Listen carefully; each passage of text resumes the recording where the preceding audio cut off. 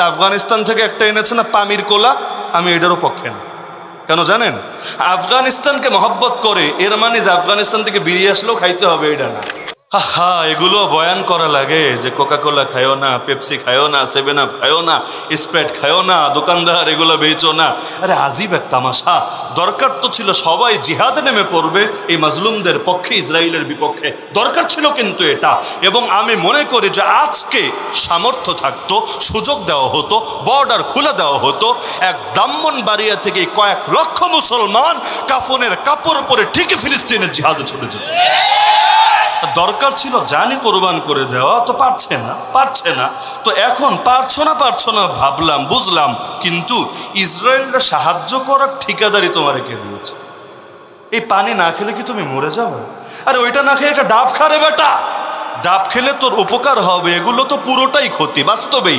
আমি কিন্তু এগুলো কোনোটার পক্ষে না, মজোই বলেন কোকা কোলাই বলেন।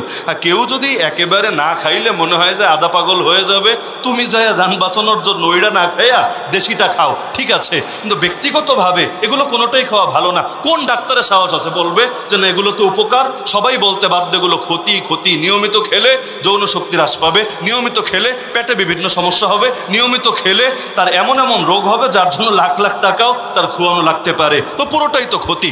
এমনকি আমি ওই যে আফগানিস্তান থেকে একটা এনেছে না পামির কোলা, আমি এটারও পক্ষে না। কেন জানেন? আফগানিস্তানকে মহব্বত করে এর মানে যে আফগানিস্তান থেকে বেরিয়ে আসলেও খাইতে হবে এটা না। পামির কোলা এটাও soft drinks, Mojo soft drinks, Coca কোলাও সফট ড্রিঙ্কস।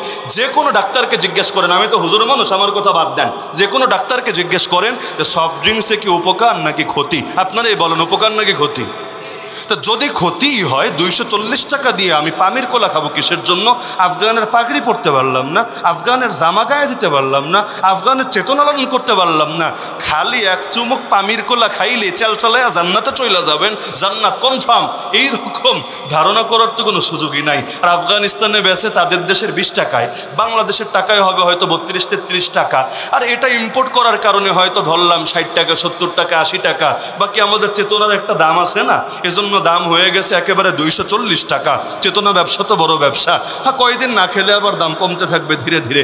ইম্পোর্ট করলে দাম বাড়ে ঠিক আছে, লেকিন কয় গুণ বাড়ে? 20 টাকার জিনিস কি 240 টাকা হয় নাকি? তার উপরও বাঙালি খাবে, ভাব এমন, না খেলে জান্নাতের রাস্তা আটকে যাবে। তো এটা বাদই দেন, তাও যদি খেতে মনে চায়, এই যে কোকা কোলা খাচ্ছেন, একটা বার চিন্তা করবেন কোকা কোলার কালো পানি না, এটা ফিলিস্তিনের মাজলুমদের রক্ত। যতবার খাবেন না এটা মাথায় রাখবেন যে আমি পানি খাচ্ছি না, কি খাচ্ছি? রক্ত খাচ্ছি, রক্ত। আর যে পয়সা দিচ্ছি এটা পয়সা না, এটা গুলি, এটা বোমা। এই গুলি আর বোমাই আপনার ভাইয়ের বুকে চালানো হবে। 1 বছর যদি বাংলাদেশে যে কয় কোটি মানুষ আছে সবাই না খেত, এতে ইসরায়েল রাস্তায় বসে যাবে তা না রে ভাই। কিন্তু এতেও যতটুকু অর্থনৈতিকভাবে চাপে পড়তো, তাও তো আমাদের একটা পুঁজি হতো আখেরাতের জন্য। আল্লাহরে বলতে পারতাম, আল্লাহ ডাইরেক্ট জিহাদ তো করতে পারি নাই, কিন্তু অর্থনৈতিকভাবে একটু চাপে ফেলতে পেরেছি। নাই মামার চাইতে কানা মামা ভালো। কিন্তু এগুলো বয়ান করা লাগে। বিবেক কি এতটাই পচে গেছে? নিজের ভাইয়ের পাশে দাঁড়াবেন না তার বিপদে, আপনার পাশে কোন ঘোড়ার ডিম দাঁড়াবে আপনার বিপদে? আল্লাহু ফি আউনিল আবদি মা কানাল আবদু ফি আউনি আখি। হাদিসে আছে আল্লাহ বান্দাকে ততক্ষণ সাহায্য করে যতক্ষণ মুসলমান তার ভাইকে সাহায্য করে, ততক্ষণই আল্লাহ মুসলমানকে সাহায্য করে। তো এগুলো খাওয়া বাদ দেবেন তো ইনশাআল্লাহ? তো মূল বয়ানের অংশ না, কিন্তু দাওয়াতটা রেখে গেলাম।